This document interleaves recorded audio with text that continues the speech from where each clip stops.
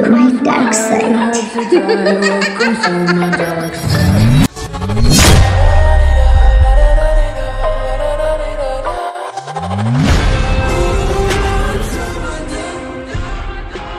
Jungkook আয়নার সামনে দাঁড়িয়ে নিজেকে দেখছে। গলায় গিটারের একটা লকেট পরেছে, হাতে ঘড়ি পরে না সে। ওই যে সময় দেখার সময় নেই বলে অদ্ভুত ঋষি বাবাদের মতো কতগুলো ব্রেসলেট হাতে দিল। চুলগুলোতে চিরুনি চালানোর প্রয়োজন পড়ে না, সব সময় হাত বুলিয়ে নেয়। তাতেই তো তাকে দেখে মেয়েদের প্রেম প্রেম একটা ভাব চলে আসে। কিন্তু মেয়ে মানুষের থেকে যত দূরে থাকা যায়, মানুষ ভাবে জঙ্কুক বোধহয় বখাটে। তবে তাকে যারা খুব কাছ থেকে চেনে জানে তারাই বলতে পারবে মেয়ে মানুষের ওপর জঙ্কুকের কি পরিমাণ অ্যালার্জি। আর গায়ে পড়া মেয়ে হলে তো কথাই নেই। যেদিন ওই রকম মেয়ে মানুষের সঙ্গে জঙ্কুকের সাক্ষাৎ হয় সেদিন তো বাসায় এসে একসঙ্গে 3টা অ্যালাটল মানে অ্যালার্জির ওষুধ খেতে হয়। মানুষের ইলিশ চিংড়ি বেগুনে অ্যালার্জি আর জঙ্কুকের মেয়ে মানুষে অ্যালার্জি। আর গায়ে পড়া মেয়ে মানুষ হলে জঙ্কুক নিজের তরিকায় তাদেরকে ঠিক করে। ওদের সাথে জঙ্কুকের পীড়িতের আলাপ জমে না ঠিক, তবে দুষ্ট আলাপের মাধ্যমে অন্তত ওদেরকে নিজের থেকে মেপে মেপে 10 হাত দূরে রাখে। জঙ্কুকের কানে নিচ বরাবর ঘাড়ের কাছে একটা ছুরির ট্যাটু আছে। যেই ট্যাটুটাকে ভালোভাবে দেখে খালি গায়ে সাদা শার্ট জড়িয়ে বিছানায় বসে। তার এন্টিক জিনিসের ওপর আকর্ষণ কাজ করে। ঘরটা সেসব জিনিস দিয়েই সাজানো, সঙ্গে পুরো ঘর জুড়ে তো জঙ্কুকের তোলা অহরহ ছবি তো আছেই। সারা বছর এইদিক ওইদিকে ঘুরে ছবি তো তুলতেই থাকে। শেষবার সুইজারল্যান্ড গিয়ে 6 মাস থাকা হয়েছে। শেষে তার দাদা লেমিনহো হার্ট অ্যাটাকের নাটক করে আনিয়েছে তাকে। তবে এই কাঠের বাড়ি আর তার ডেকোরেশন নাকি তার দাদার ভালো লাগে না। তার দাদা ভাই বলে এটা তো কোনো বাড়িই না, একটা চিড়িয়াখানা। দাদা লেমিনহো ছাড়া জঙ্কুকের আপন বলতে কেউই নাই। তবে জঙ্কুকও আপন করতে চায় না কাউকে। মানুষ বিশ্বাসঘাতক। জন্ম দেওয়া মাই যেখানে সন্তান ছেড়ে দেয় সেখানে দুনিয়াতে নিজের খেয়ে অন্যকে বিশ্বাস করাও মুশকিল। নিজের মতো আছে, এই তো বেশ চলছে দিনকাল, আর কি লাগে। জঙ্কুক গিটারটা হাতে নিয়ে বিছানায় বসে সিগারেট ধরায়। পাশে টি টেবিলের উপরে মদের গ্লাস ছিল, তাতে মদ ঢালা। জঙ্কুক হাতের সিগারেটটা মদের গ্লাসে ফেলে দিয়ে শক্ত করে গিটারটা নিয়ে নিজের উদ্দেশ্যে বলে, প্রেম ভালোবাসা তোর জন্য না রে জঙ্কুক। প্রেম করবি তো মরবি। ও পথে যাওয়ার রাস্তা তো আছে, কিন্তু ফেরার পথ নেই। জঙ্কুকরা ভালোবাসার জন্য তৈরি হয় না, তারা ধ্বংস। আর ধ্বংস থেকে কখনোই প্রেম সৃষ্টি হয় না। কোন ভুলে তুমি শুলে বলো এই ফুল সজ্জায়, স্বপ্নের লাশ কাঁধে নিয়ে ওরা কেন চলে যায়। প্রেম আমার, প্রেম আমার। আয়ু বেগম খাওয়া দাওয়া সব বন্ধ করে দিয়েছে। একে তো ছেলের জন্য এতগুলা মেয়ে দেখলো কিন্তু একটাও পছন্দ হয়নি। তার উপরে তার সুন্দর নাকটার ওপর একটা ব্রণ উঠেছে। সে কি ব্যথা, মুখে কিছু উঠলেই আয়ু বেগম যতক্ষণ সেটা থাকে খোঁচাখুচি করতেই থাকে। কেন খোঁচায় সেটা তো সে নিজেও জানে না, কিন্তু সে এটা জানে খোঁচাখুচি করতে গিয়ে দাগটা বসে যায়। তখন যতক্ষণ দাগ থাকে সে ডিপ্রেশনে থাকে। তাতে কি, খোঁচাখুচি করে তো আরাম মিলছে। নেন্সি মায়ের ঘরে ঢুকতেই আয়ু জিজ্ঞাসা করে, ইউনো আসছে? না, আসে নাই। আয়ু বেগম মুখটা বাঁকিয়ে বলে, ইস কি ঘোড়ার ডিমের চাকরি। বিয়ে দিলে যদি এত রাত পর্যন্ত ডিউটিতে থাকে তাহলে কি বউ টিকবে? আর আমারও কি নাতি নাতনির মুখ দেখার সৌভাগ্য হবে কখনো? নেন্সি দাঁত কেলিয়ে বলে, কেন মা, আমি আছি না, আমাকে বিয়ে দিয়ে দাও, স্বপ্ন পূরণ করে দেব। ছি, কিসব কথাবার্তা, ঝাঁটা দিয়ে বাড়ি দিমু, সর আমার সামনে থেকে। নেন্সি মুখ ভেঙচি দিয়ে বলে, গেলাম জঙ্কুক ভাইয়ের কাছে। আয়ু হাফ ছেড়ে বলে, যা না, যা খালি। আমি তো শুধু মুখে বললাম জঙ্কুক দেবে না একটা বাড়ি দিয়ে, তখন খুশি হব। নেন্সি মনে মনে আবারও মুখ ভেঙচি কেটে বলে, আল্লাহ জানে এটা আমার টোকানো মা নাকি না আমি নিজেই টোকানো। রাতের বেলা লেমিনহো খাবার খেয়ে রুমে এসে বসতেই তার বা হাত কালুর বাপ এসে হাজির হলো। এই বুড়োটা লুঙ্গি গায়ে পুরোটা অলিগলি চক্কর দিয়ে বেড়ায়। একেবারে মিনহোর খাস লোক বলা চলে। কোন বাড়িতে কি খবর, কি ঘটনা ঘটছে তার কাছে সমস্ত কথা থাকে। এই তো কিছুদিন আগে কালুর বাপকে মিনহো হুকুম করেছে জঙ্কুকের ওপর নজর রাখতে। নাতিকে যদি একবার হাতে নাতে কোনো মেয়ের সঙ্গে কথা বলতে দেখা যায় তাহলেই সঙ্গে সঙ্গে কট দিয়ে বিয়ে পড়িয়ে দেবে। মিনহো নাতিকে দেখিয়ে দেবে সে যদি চলে ডালে ডালে তাহলে তার দাদা চলে পাতায় পাতায়। কালুর বাপ ঠিক করেছে এখন থেকে সে জঙ্কুককে ভার্সিটিতেও ফলো করবে। সারাটা রাত তে ভালো করে ঘুমাতে পারেনি। বারবার ওই গলিতে যেই ছেলেটা তাকে সাহায্য করতে এগিয়ে এসেছিল তাকেই মনে পড়েছে। তে ভেবে নিয়েছিল এই বুঝি তার মনে লা লা লা লা লা লা লা লা লালাটা হয়তো এবার বেজে উঠবে, কিন্তু বাজলো পাশ দিয়ে যাওয়া ব্যক্তির ফোন। এমন রিংটোন কেউ ব্যবহার করে? তবে ইউনো ওই লোকের সামনে পরিস্থিতি সামলাতে গিয়ে তেকে টুপ করে ছেড়ে দিয়েছিল। অমনিতেই তে ও মাগো বলে চিৎকার করে উঠে। যা লেগেছিল না মাইরি! জখমটা ব্যথা দিয়েছিল ঠিকই, কিন্তু ওই সুন্দর ছেলেটা তো তাকে বাঁচিয়েছিল। ভাবতেই তো তের ব্যথাটা কেমন ভ্যানিশ হয়ে যাচ্ছিল। রাতের বেলা জিমিন মলম লাগিয়ে দিয়েছে, তবে পরের দিন ভার্সিটিতে এসে তে আধো ঘুমে ক্লাস কাটালো। তবে আজকে একটা মানুষকে সে কোথাও দেখেনি। ওই হাইব্রিড করলাটা কি মরে টরে গেছে নাকি? অভিশাপ টভিশাপ লেগে গেল না তো আবার? ক্লাস শেষ করে বের হতেই তের দেখা হলো সুগার সঙ্গে। সে বলল, আরে ভাবি আপনি? ভাবি? কে ভাবি? কার ভাবি? আরে ভাবি নয় তো কি, আপনার যার সাথে বিয়ে হবে সে তো ছেলে মানুষই হবে, মেয়ে মানুষকে তো আর বিয়ে করবেন না। তাই সেই হিসাবে আপনার স্বামী আমার ভাই আর আপনি আমার ভাবি। কিন্তু ছেলেকে বিয়ে না করে যদি তার নানাকে বিয়ে করি তখন তো নানি হব। তাই না জেনে অগ্রিম বেশি বলবেন না। যেমন বস তেমন তার চামচিকা, দুইটাই পুষ্টি ছাড়া সবজি। হায় রে হায়, বেচারা সুগার সমস্ত কিছুই তো মাথার উপর দিয়ে গেল। এসেছিল মেয়েটার সঙ্গে একটু ভালো সম্পর্ক করতে, উল্টো কথা শুনিয়ে গেল ওই জঙ্কুক ভাইয়ের জন্য সব মেয়েরা তাকে এমন অবহেলা করে। প্রেম ভালোবাসা হচ্ছে অক্সিজেনের মতো, এসব না করলে যে একটা প্রাপ্তবয়স্ক মানুষের শ্বাসকষ্ট হয় তা ওই প্রেমহীন জঙ্কুক ভাই কেমনে বুঝবে? তে চারপাশে জঙ্কুককে খুঁজতে খুঁজতে আর মনে মনে গালি দিতে দিতে গেট থেকে বের হওয়ার জন্য এগিয়ে চলল। জীবনে কাজ না করা মেয়েটাকে দিয়ে শেষে কিনা হলের কার না কার রুম পরিষ্কার করিয়েছে। ইস, এত মোলায়েম হাত দুটো গেল। এই হাত দুটো তো তৈরি হয়েছে মেকআপ করার জন্য, ওসব কাজ করার জন্য নাকি? কথাগুলো ভেবেই তে মনে মনে আবারও অভিশাপ দিল জঙ্কুককে। দেখিস হাইব্রিড করলা, তোর কপালে একটা তার ছেঁড়া বানরের মতো দেখতে সাতচন্নি বউ জুটবে। তে গেটের কাছে যেতেই পেছন দিক দিয়ে জঙ্কুক বলে, এই যে টিউবলাইট, কাম হিয়ার। তে বুঝতে পেরেই সতর্ক হয়ে গেল। পেছনে ফিরে একটা লম্বা সালাম দিল। আসসালামু আলাইকুম সিনিয়র ভাইয়া, কিছু চাই আপনার? বান্দা হাজির।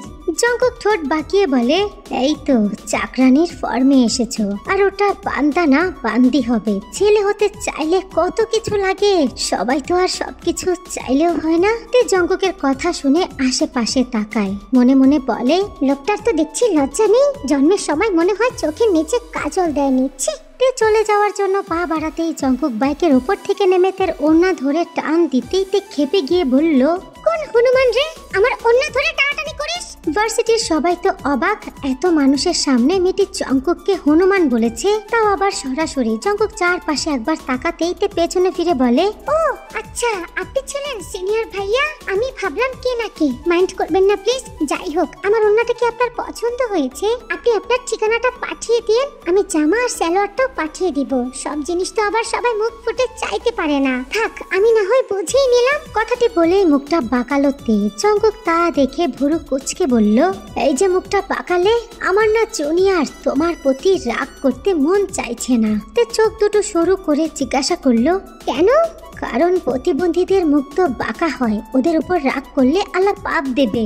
জঙ্কুকের কথা শুনে তের মেজাজ আরো খারাপ হয়ে গেল। জিমিনকে টেনে কাছে এনে বলল, শালি ফায়ার সার্ভিস কল দে, আমার গায়ে আগুন ধরছে।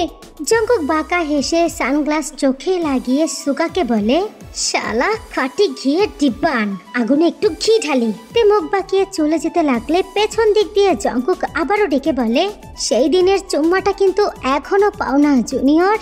তে মনে মনে তেতিয়ে ওঠে, এই খচ্চর লোকটা এখনো সেই কথা ভুলেনি। কত বড় জোচ্চোর ভাবা যায়। তে কি করবে না করবে ভাবতে ভাবতেই গাছের কোনায় খেলতে থাকা ছোট্ট কুকুর ছানাগুলোকে দেখে। মাথায় তাৎক্ষণিক তার বুদ্ধি চলে আসে। মনে মনে বলে ওঠে, ওহো, কুকুরের আম্মা জান মনে হয় লাঞ্চ করতে গিয়েছে। যাই, এই সুযোগে ছানাপোনার সাথে একটু মিট করে আসা যাক। জঙ্কুক আবারও বলে ওঠে, কি হয়েছে, দাও চুমুটা। তে মায়াবী ভঙ্গি করে বলে, জঙ্কুক ভাইয়া প্লিজ আপনি চোখ দুটো বন্ধ করুন, আমার হেব্বি লজ্জা লাগছে, লজ্জায় মুখ পাতলা জলের মতো হয়ে যায়। সরাসরি বললেই তো পারো, ডায়রিয়া রোগীর ইয়ের মতো হয়ে যায় কালারটা। ইস, কি যে বলুন আপনি, লজ্জা করে। চোখটা বন্ধ করুন, আজকে আর বাধা আসবে না। আমি পারফিউম মেরে এসেছি, লিকুইডের গন্ধ আর পাবেন না। তেকে এগিয়ে আসতে দেখে জঙ্কুক অবাক হয়। ততক্ষণে এদিকটা ফাঁকা হয়ে গেছে, জিমিন, সুগা আর দু একজন মানুষ ছাড়া কেউ নেই। তে যতই এগিয়ে আসে ততই জঙ্কুক টাসকি খায়, মনে মনে বলে এই মেয়ের নাকি লজ্জা আছে, এটা তার লজ্জার নমুনা। সুযোগ পেয়ে জঙ্কুকের ঠোঁট খাওয়ার ধান্দা। এটা কি রাস্তার পাশে বিক্রি করা বেলপুরি নাকি? একটু না হয় বলেছি, প্রতিবাদ না করে চলে আসছে। এখন চুমু খেতে না দিলে তো ইজ্জত থাকবে না, সবার সামনে আছে। জঙ্কুক খোদার নাম নিয়ে দোয়া ইউনুস পড়তে পড়তে চোখ বন্ধ করে বলে, যা করার জলদি করো। কি হলো? একটু ওয়েট, সুন্দর করে হেঁটে আসতে হবে না ভাইয়া? জলদি আয় বাল। এমনিতে গান্ধী পোকার চুমুর প্রতি আমার কোনো ইন্টারেস্ট নেই, আর না দিতে চাইলে নেই। জঙ্কুক ছোটদের সাথে জোর করে না। আরে না না ভাইয়া, চুমু তো দেবই, চোখটা বন্ধ রাখুন না। জঙ্কুক তাই করে, তবে হঠাৎ করে সে আবিষ্কার করলো কেমন যেন ভেজা ভেজা একটা অনুভব হচ্ছে গালে। চুমু তো ঠোঁটে দেওয়ার কথা ছিল, গালে দিচ্ছে কেন? কিন্তু চুমু কম, চাটাচাটি বেশি লাগছে। জঙ্কুক কি ললিপপ নাকি? জঙ্কুক রেখে চোখ খুলে দেখতে পেল তে তার গালের সামনে ওই কুকুর ছানাটিকে ধরে রেখেছে। সেই ছানা আবার খাবার ভেবে জঙ্কুকের গাল জিব্রা দিয়ে চেটে দিচ্ছে। এমন দৃশ্য দেখেই তো জঙ্কুকের গাটা গুলিয়ে গেল। জঙ্কুক রিয়াকশন দেওয়ার আগেই সুগা জোরে জোরে হাসে, কান ধরে। বট গাছের সাথে বেঁধে রাখা হয়েছে তেকে। আজকে না জানি তার কপালে কি লেখা আছে। ভার্সিটি আসতে না আসতে একটা মগা ছেলের সাথে শত্রুতা বেঁধে গেল। গাছের সঙ্গে সে শুধু একা বাধা অবস্থায় নেই, সুগাও তার সাথে আছে। জঙ্কুক সুগাকে লুঙ্গি পরিয়ে নিচে পিঁপড়া ছেড়ে দিয়েছে, তাও যেই সেই পিঁপড়া নয়, একদম বিষ পিঁপড়া। বেচারার সামনে চুলকাচ্ছে, কিন্তু সে চুলকাতে পারছে না, হাত বেঁধে রাখা। এত বড় শাস্তি তো ইংরেজরাও সিরাজউদ্দৌলাদের দেয়নি। সুগা কাঁদো কাঁদো করে বলে, ভাই পিঁপড়া সিরিয়াস জায়গায় কামড়াচ্ছে, যদি একটু চুলকে দিতেন। তে তো এত সময় চুপ ছিল, কিন্তু সুগার কথা শুনে দাঁত কেলিয়ে বলে, কই দেখি। নাউজুবিল্লাহ, পুরুষ বলে কি আমার কোনো পুরুষত্ব নেই? দেখুন, এসব আমার বউয়ের জন্য তুলে রাখা, কাউকে দেখাতে পারবো না। কিন্তু আমার সঙ্গে প্রেম করলে অন্য বিষয়, দেখতে হলে করতে হবে, মানে প্রেম। তে মুখ ভেঙচি কেটে বলে, আসছে আমার পুদিনার চাটনি, আমি ওই প্রেম টেম করি না, একেবারে ভালোবাসি। জঙ্কুক সঙ্গে সঙ্গে একটা ধমক দিয়ে বলে, চুপ, ওকে তো পিঁপড়ার কামড় খাওয়াচ্ছি, তোমার বুঝি সাপের কামড় চাই? এখন বলো তোমাকে কোন শাস্তি দেব? তে তাকায় জঙ্কুকের দিকে, নির্ভীক ভঙ্গিতে বলে, দেন, যা মন চায় দেন। জঙ্কুকের কাছে এগিয়ে এসে বলে, লিপ ফিলার করবে? টাকা দান করি। ওকে, ঠিক আছে। কথাটি বলেই জঙ্কুক পকেট থেকে একটা শিশি বের করলো। একটু আগেই একটা ছেলেকে দিয়ে শিশিটা আনিয়েছে। তা দেখে তে বলল, এই জঙ্কুক ভাইয়া, এখানে অনেক গরম, ঘেমে যাচ্ছি তো, একটু বাতাসের ব্যবস্থা করুন। আমার আন্ডা করব তোর জন্য শালি, বেশি কথা বলিস তুই। ওই আন্ডা আমাকে সিদ্ধ করে দিয়েন, বোঝেনি তো ডাইটে আছি। জঙ্কুক ভুরু উঁচু করে বলে, তার নমুনা তো দেখতেই পাচ্ছি, খাসি একটা। জঙ্কুকের কথা শুনে তে হাসে, খাসি চিনেন? দিয়ে কেটে ফেলা ছাগলকে খাসি বলে। এখন বলুন, এখানে খাসি কে, আপনি না আমি? আমি মানে? আমি কোনো খাসি না। ওমা, তাই নাকি? পাশে বাধা সুগাকে ধীর কণ্ঠে জিজ্ঞাসা করে, এত বড় ছেলেকে খাতনা করা হয়নি, কি লজ্জার কথা বলুন তো। তে আবার জঙ্কুকের দিকে তাকিয়ে বলে, চিন্তা নেই সিনিয়র, ওই সামনের কাছে একটা সাইনবোর্ডে খাতনার বিজ্ঞাপন দেওয়া, আমি আপনার হয়ে কথা বলে আসবো, একেবারে চপ্পর সার্ভিস দেবে। তুই আগে সার্ভিস নে, ট্যাবলেট। আমি কি করেছি কি করি নাই সেটা জানতে হবে না তোকে। যেদিন ধরবো না সেদিন বুঝবি কে খাসি কে পাঠা।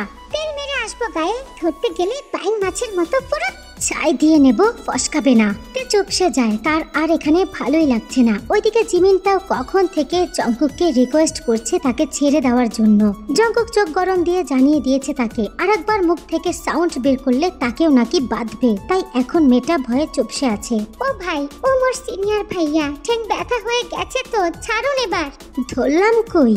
কথাটি বলে জঙ্কুক ধীরে ধীরে তের সামনে এসে দাঁড়ায়। শিশির ঢাকনা খুলে জঙ্কুক তের সামনে ধরতেই তে বলে, এটা কি? তোমার বাল। আর জঙ্কুক ভাই একটা হেভি মাল, তোমায় থাপড়িয়ে গাল করে দেব লাল। তে ঠোঁট বাঁকিয়ে ভেঙচি কাটতে যাবে তার আগেই জঙ্কুক শিশি খোলে, সেখান থেকে মধু বের করে বলে, মধু খা শালি, তারপর যদি মুখের ভাষা মধুর মতো হয়, সিনিয়রদের সঙ্গে কিভাবে কথা বলতে হয় তা তো শিখিসনি। আপনিও তো জুনিয়রদের সঙ্গে ভালোভাবে কথা বলেন না, আমাদেরকে ভালোই বাসেন না। বলের রুমে দেখা করো ট্যাবলেট, ভালোবাসা দেখাবো, ছোলা ভর্তি করে নিও। যাব না, আপনি কাজ করান খালি। আর করাবো না, জাস্ট সুগার 7 মাসের না ধোয়া জায়গাটা একবার ধুয়ে দিলেই হবে। এ কথা শুনেই সুগা বলে উঠে, ভাই এসব না বলে মেরে ফেললেই তো পারেন আমায়। জঙ্কুক সে কথা পাত্তা না দিয়ে দেখে কিছু বলতে যাবে তার আগে তে বলে, সমস্যা নাই, আমি আপনাকে সেই জায়গা ধোয়া পানি দিয়ে শরবত বানিয়ে না খাওয়ালে আমার নামও কিনতে না। জঙ্কুক এগিয়ে গিয়ে তের ঠোঁট চেপে ধরে তের ঠোঁটে আর ঠোঁটের চারপাশে মধু মাখিয়ে দিয়ে পকেট থেকে একটা বক্স বের করে। তে সেই বক্স দেখে চিৎকার করে উঠে, ওমা মৌমাছি, এই লোক শেষ পর্যন্ত আমাকে মৌমাছির কামড় খাওয়াবে। এই ভাই দেখেন, ছোট মানুষ তো, একটু না হয় ভুল করেছি, তাই বলে মৌমাছির চুমু খাওয়াবেন প্লিজ, মানে আপনার পা ধরছি, এই যাত্রা ছেড়ে দিন না। জঙ্কুক এই যাত্রায় বিরক্ত হয়ে জিজ্ঞাসা করলো, ছাড়া কি কথা বলতে পারো না খাটাস মেয়ে? সরি ক্ষমা করে দিন, চুমু খেতে চাই না। চুমু তো তোমাকে খেতেই হবে সোনা, এখন যে তোমাকে চুমু খাওয়ানোর ভীষণ ফিল পাচ্ছে। অন্ধকার কক্ষটিতে অস্থির মৃত্যুর অন্তঃস্থল থেকে উঠে আসা সংকেত জানান দিচ্ছে, আলো এখানে ঠোকে না, ঠকতেই চায় না। ভারী কালচে পর্দা জানালাকে গিলে খেয়েছে, বাতাসে জমাট বাঁধা রক্তের গন্ধ কেমন যেন শ্বাসরুদ্ধকর সব। দেয়াল জুড়ে ঝুলছে বিকৃত সব প্রতিচ্ছবি, কোথাও চোখ উপড়ে ফেলা মুখ, আবার কোথাও ভস্মীভূত অঙ্গ, আবার কোথাও হাহাকার মিশে থাকা অস্পষ্ট মানুষের চেহারা। ছবিগুলো যেন ছবি নয়, একেবারে মৃত আত্মাদেরকে বন্ধী আর্তনাদ। ঘরের এক কোণে পড়ে আছে ছুরি, করাত ও নানান ধরনের অজানা অস্ত্র। প্রত্যেকটি ধার কণা এখনো কারো চামড়ার স্মৃতি বয়ে বেড়াচ্ছে। ধাতবের গায়ে শুকনো দাগ, কিন্তু সেই দাগ থেকে উঠে আসে ধোয়া মেশানো কাঁচা রক্তের গন্ধ। সবচেয়ে ভয়ঙ্কর দৃশ্যটি অপেক্ষা করছে দেয়ালের গায়ে গায়ে। সারি সারি পুতুল, যাদের মাথা জোর করে নেড়ো করে ফেলা হয়েছে, শূন্য কাচের চোখগুলো স্থির তাকিয়ে আছে দর্শকের মতো, অথচ চোখের ভেতরে নেই কোনো প্রাণ। কিছু পুতুলের গলাটায় কাটা চিহ্ন, কিছুতে কালি সেলাই করা, কিছু আবার হেসে আছে ভাঙা দাঁতের মতো বিকৃত এক ভঙ্গিতে। কালো হুডি পরা লোকটার মুখে কালো মাস্ক। সে ঘরে ঢুকেই হাতের ব্যাগটা থেকে একটা নতুন পুতুল বের করলো, টেবিলের ওপর থেকে একটা চাকু তুলে ইচ্ছামতো আঘাত করলো পুতুলটির চোখ বরাবর। যতক্ষণ না মনে শান্তি মিটল ঠিক ততক্ষণ পর্যন্ত।